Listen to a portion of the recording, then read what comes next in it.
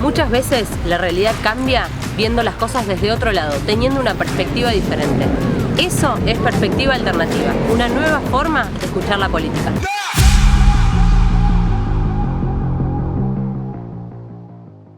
Bienvenidos a todos a una nueva edición de Perspectiva Alternativa, este podcast con el que buscamos una nueva forma de ver y escuchar a la política.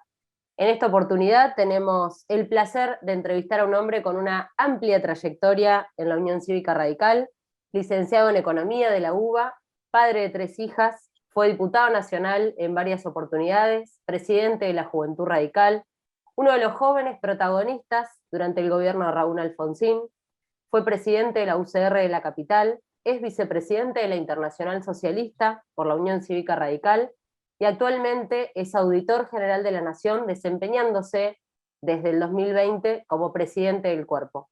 Un honor poder entrevistarte, Jesús Rodríguez, y más allá de esta presentación, nos interesa saber quién es Jesús Rodríguez para Jesús Rodríguez. Bueno, se trata de una persona que desde muy chico, desde el colegio secundario, asumió la idea de que no puede haber realización individual si no se da en el marco de un progreso social.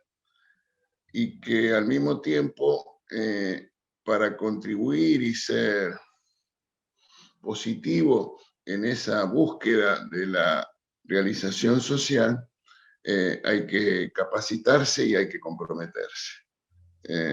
Si yo tuviera que decir eso, yo creo que desde responder esa pregunta lo diría de esa manera. Impecable. Bueno, como dijimos al principio, vos fuiste diputado nacional en diferentes situaciones, diferentes contextos de la Argentina, e incluso fuiste el más joven de la Cámara en su momento, ¿no? Durante el gobierno de Raúl Alfonsín. Como dirigente radical y en base a tu experiencia, ¿cómo ves hoy a la oposición, a Juntos por el Cambio puntualmente, ¿no? Sí, déjame decirte una cosa que le pone la marca de lo inédita de la situación.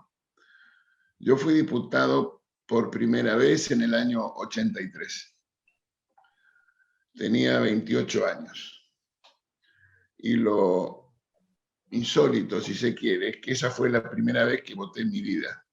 Y me voté a mí mismo. Digo, para que tengamos una idea de lo que era la Argentina, donde lo que para nosotros es un hábito y una rutina de índole democrática era una excepcionalidad.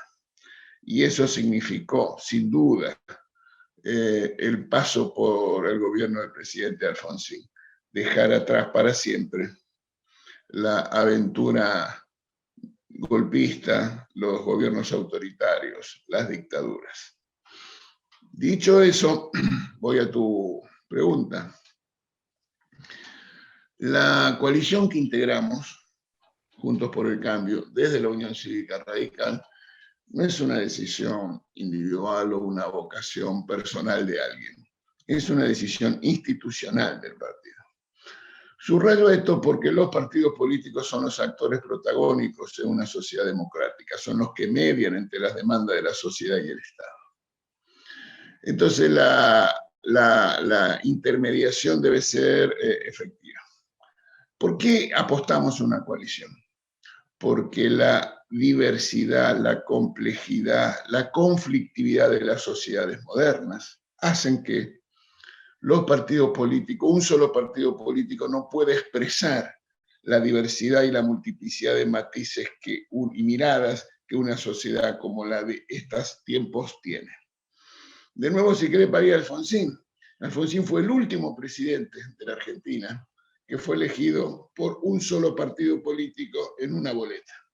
Todos los demás fueron resultado de frentes, coaliciones, alianzas, etc. Entonces, estamos en una era de coaliciones en la Argentina, en la región y en el mundo.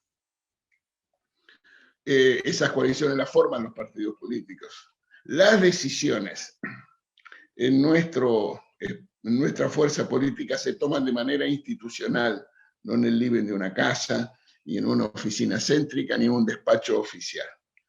Y de manera sistemática En el año 2015, 2017 y 2019, la Convención Nacional del Radicalismo expresó por mayores márgenes de diferencia su vocación coalicional. En las últimas elecciones internas que vivió la Argentina, nuestro partido, en Córdoba, en Buenos Aires y en la ciudad de Buenos Aires, para elegir autoridades partidarias, donde estuvieron más de 200.000 ciudadanos y ciudadanas votando, no hubo nadie que propusiera que el radicalismo saliera de la coalición. Entonces, de nuevo, la institucionalidad, los partidos, el poder de decisión que tienen los afiliados y las afiliadas de nuestro partido, marcó un rumbo. Dicho eso, nosotros como coalición hicimos algo que no tiene antecedentes, que es que luego de perder una elección, mantuvimos la unidad. Y eso es muy importante. Si no, fíjate vos vos que conocés las relaciones internacionales, Josefina, en Chile, una de las razones que explica la derrota de las fuerzas socialdemócratas es la fractura de la coalición luego de haber perdido la elección con Piñera, en la última elección constituyente. Entonces tenemos un razonable y muy satisfactorio y muy imprescindible vocación unitaria en la coalición. Pero eso tiene que ser ratificado con una cohesión. Y la cohesión la dan dos dimensiones. La dimensión de las reglas para dirimir eventuales conflictos o puntos de vista diferentes hacia el interior de la coalición, entre los socios de la coalición. Y segundo, la formulación de un programa de gobierno. Estamos trabajando en eso, para que la coalición sea no solo dique de contención a proyectos hegemónicos, sino también ofrecer una alternativa de cambio y de superación de la situación a la sociedad argentina. Esa es nuestra responsabilidad. Hablabas recién un poquito de la cuestión, ¿no?, internacional o del tema internacional. Vos sos conocedor de la política internacional, aparte, como decíamos al principio, sos vicepresidente de la Internacional Socialista por la UCR. Me interesa mucho conocer tu opinión sobre cómo ves hoy a la Argentina frente al mundo y con el actual gobierno, y cómo crees que el mundo nos ve a nosotros, cómo el mundo ve a la Argentina. Primero déjame darte una definición de la cual estoy absolutamente convencido. La Argentina no tiene destino positivo, esperanzador, superador de la decadencia, aislada o fuera del mundo. La única posibilidad de avanzar es a partir de ser parte, de estar integrado al mundo. Y cuando digo integrado al mundo, lo digo desde una visión, que es la de la democracia representativa, los derechos humanos y la integración a las corrientes del comercio y la producción mundial. Esa trípode, democracia política, derechos humanos sin fronteras y comercio y producción globalizada, son los principios que deben guiar la acción de la Argentina con miras al mundo. Tenemos un problema ahí, porque esta administración no tiene una convicción de esa naturaleza. El mejor ejemplo es Venezuela. Lo de Venezuela es dramático, porque negarse a reconocer la existencia de violación sistemática de los derechos humanos por unas antiojeras ideológicas, en el mejor de los casos, es dramático. Y entonces, ¿eso qué hace? Contribuir de manera, vamos a decir, involuntaria, a una etapa muy compleja del mundo, que es esta etapa de amenazas a la estabilidad democrática global. La existencia de populismos, de nacionalismos, de espacios xenófobos, de vocación discriminadora en muchos liderazgos políticos en el mundo. Algunos exitosos y gobiernan, pensemos en el señor Trump, gobernaron, y otros en ciernes en muchos lugares, no solo de América Latina, sino también de Europa incluso, Hungría, Turquía. Es un problema y la Argentina tiene que plantarse con aquella convicción de ese trípode del cual hablamos para ser parte activa en evitar la regresión democrática y parte activa en justificar la necesidad de la libertad y la vigencia de los derechos humanos en todo el mundo. Actualmente, también decíamos en la presentación, sos presidente de la Auditoría General de la Nación, un órgano, por supuesto, importantísimo, ¿no?, para el funcionamiento de las instituciones, para el funcionamiento de la democracia, porque, entre otras cosas, le pone límites al poder de turno. Bueno, tiene el rol de controlar, justamente. Y desde tu rol como auditor y presidente de la AGN, ¿qué nos podés decir sobre la gestión de la pandemia de parte del gobierno en materia de gastos de salud, pero también algo que se está hablando mucho por estos días, que tiene que ver con los contratos de las vacunas? Sí, déjame decirte primero, antes de responder de manera concreta a tu pregunta, hacer un comentario en relación a el porqué de la relevancia de la auditoría. Que no solo es porque se trata de un mandato constitucional, el artículo 85 de la Constitución Nacional le da rango constitucional precisamente a la auditoría. ¿Por qué? Bueno, porque en un sistema democrático es vital el equilibrio entre los poderes, el control recíproco entre los poderes. Y eso el control que el Congreso tiene que hacer de los actos del poder administrador requiere que sea informado, documentado. Y ahí está el papel de la auditoría. En la rendición de cuentas entre los poderes, la auditoría es el instrumento, el asistente técnico de la acción del Congreso. Pero nuestra concepción, compartida en el radicalismo, es que esa rendición de cuentas horizontal tiene que ser complementada. ¿Con qué? Con una rendición de cuentas vertical, donde las instituciones y los ciudadanos rindan cuentas y los funcionarios rindan cuentas de sus actos a los ciudadanos. Entonces, en ese contexto de rendición de cuentas horizontal y rendición de cuentas vertical para darle densidad a las instituciones políticas, para darle espesura al funcionamiento institucional, es el papel de la auditoría. ¿Y por qué señalo esto? Porque está fuera de discusión, Josefina, que existe una asociación positiva entre fortaleza de las instituciones y resultados económicos y sociales, que existe una relación de causalidad entre fortaleza y espesura institucional y resultados económicos y sociales. Y si alguien tiene duda de esto, pongámonos a pensar qué explica, si no esta dimensión institucional, las diferencias que existen entre Costa Rica y Nicaragua, por ejemplo. O si se quiere, entre el Uruguay y la Argentina en el recorrido de las últimas décadas. Entonces, auditoría, por esa razón es fundamental la auditoría. Ahora, yendo a tu pregunta. La ley que entre otros vos votaste, por la cual se faculta al Poder Ejecutivo a comprar vacunas, introdujo un artículo que debían ser remitidos a la auditoría los contratos. Y en eso estamos. Son 5 contratos que involucran 3 tipos de vacunas distintas. Hasta ahora la Nación Argentina, 2 de junio del año 21, ha firmado 5 contratos por 50 millones de dosis aproximadamente. El total es de 380 millones de dólares. Y hemos recibido aproximadamente el 35% de ese total de vacunas y hemos pagado aproximadamente el 60% de ese total comprometido en los contratos. Esta es la situación.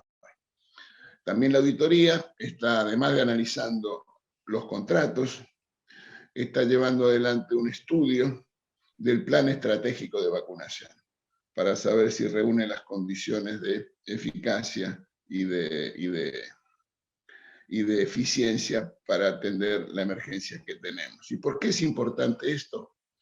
Bueno, porque es bastante evidente, Josefina, que la administración del presidente Fernández no fue exitosa para atender la pandemia. ¿Es cierto que afecta a todos los países del mundo? Sí. ¿Es cierto que genera condiciones insatisfactorias para amplísimos sectores sociales? También. Pero la ansiedad, la urgencia, el drama que vive la Argentina tiene que ver con el dolor que está padeciendo muchas familias argentinas. ¿Por qué? Por la falta de vacunas y por la falta de test. Tal que, si miramos los números rigurosos, la Argentina tiene en ese indicador tan dramático que hemos aprendido a conocer, 3 veces el promedio mundial de fallecidos por millón de habitantes. La Argentina triplica ese indicador en el promedio mundial. Y de la misma manera, con la cuarentena eterna, hemos caído en la actividad económica 3 veces más que el promedio mundial. Y también hemos tenido un confinamiento mucho más riguroso que el promedio mundial. Y también hemos tenido la menor cantidad de semanas de clase del promedio mundial. Entonces, en todos los planos, la gestión ha sido, cuando menos, deficitaria y cuestionable. Fundamental el trabajo que vienen haciendo, porque aparte, como decimos también por estos días, mucha opacidad, ¿no? en torno a los contratos para la compra de vacunas y demás. Ahora, obviamente te seguiría repreguntando, pero vamos a respetar el formato que uno pauta para el podcast. Entonces vamos a una pregunta que por ahí tiene que ver más con vos como persona, pero también con una visión de la política, ¿no? Imaginemos que en un tiempo vienen tus nietos y te dicen, abuelo, quiero ser militante político. ¿Vos qué les dirías que hagan y qué les dirías que no hagan? Le diría que piensen en los dos,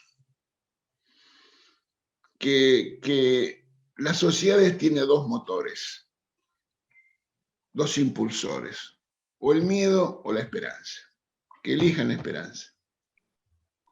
Y que la esperanza de construir y vivir en una sociedad libre e igualitaria.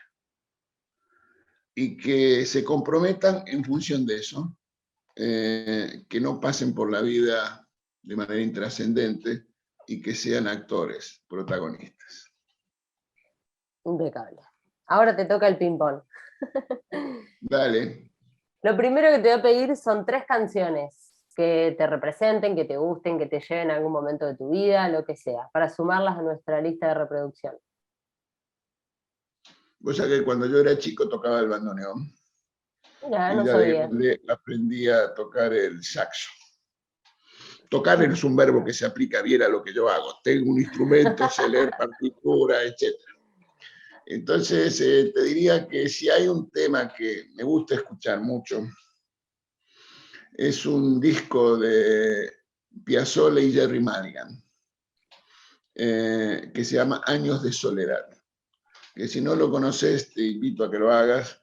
Está en un CD que se llama Reunión Cumbre y es realmente una de las páginas musicales más extraordinarias que se hayan escuchado. Ahora, si me preguntara, bueno, está bien, pero si estás con amigos, ¿qué te gusta cantar? Esa de las que sabemos todos. Mira, yo estaba en el colegio secundario, en el Pellegrini, Dicta Blanda de Lanuse, habíamos organizado el centro de estudiantes. Yo era directivo del centro de estudiantes, todavía era una agrupación independiente, todavía no me había incorporado al radicalismo. El Carlos Pellegrini, dependiente de la UBA, ¿no? Y una vez trajimos a Sui Generis. Wow. Y un sábado a la noche, me acuerdo hoy de mucho frío, en el patio del colegio. Y entonces, de las cosas que no puedo olvidarme es cantar Aprendizaje, aquello de aprendí a ser formal y cortés, cortándome el pelo una vez por mes. No sé, serían 300, 400 chicos en un colegio una noche de invierno, un momento mágico. Qué lindo, qué lindo. Aparte cuando las canciones tienen una historia para uno, suma mucho más. Un libro. Bueno, es difícil decirte un libro, pero uno de los que más me impactó en el último tiempo es un libro de un señor vasco que se llama Fernando Aramburu, que cuenta el drama de la violencia política en el País Vasco y de la ETA, que se llama Patria. Extraordinario. ¿Puede ser que lo hicieron serie? Sí, claro. Sí. Luego se hizo una miniserie. Sí. Es un libro fantástico, escrito como los dioses, en lenguaje muy llano. Es la vida de las personas en ciudades, pequeñas localidades, afectadas por la maldición de la violencia política.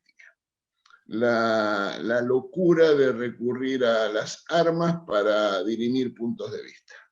Y como nosotros tenemos tan cerca en nuestra biografía y nuestra historia ese drama, me resultó absolutamente impresionante e impactante. ¿Una serie o película? La saga del Padrino. Ah, muy bien. Perfecto. ¿Y una comida? Bueno, a mí me gusta cocinar, y mis ancestros me llevan a decirte que una paella de arroz con mariscos es de las mejores cosas que uno puede compartir con la familia o con amigos, y con vino blanco, por supuesto. Por supuesto, qué rico. Bueno, Jesús, muchas gracias. Para mí un placer entrevistarte. Te considero no solo un gran referente, sino también un gran amigo y muchas veces un gran consejero. Así que un placer también para mí tenerte acá y que los que están del otro lado te puedan conocer un poco más si no te conocen y por supuesto que puedan escucharte y conocer también no solo lo que haces, sino también cómo compartiste tus reflexiones con nosotros. Te mando un abrazo grande. No, déjame de agradecerte a vos, Josefina, también, por esta iniciativa que me parece extraordinaria, que muestra capacidad y creatividad política de alguien con responsabilidades muy importantes en el Congreso de la Nación, y que cuando fue la primera presidente de la FUA, que era de la Franja Morada y Radical, y que leí en la tapa del diario La Nación un reportaje, orgullo infinito. Así que quiero felicitarte y agradecerte. Muchas gracias. Un placer.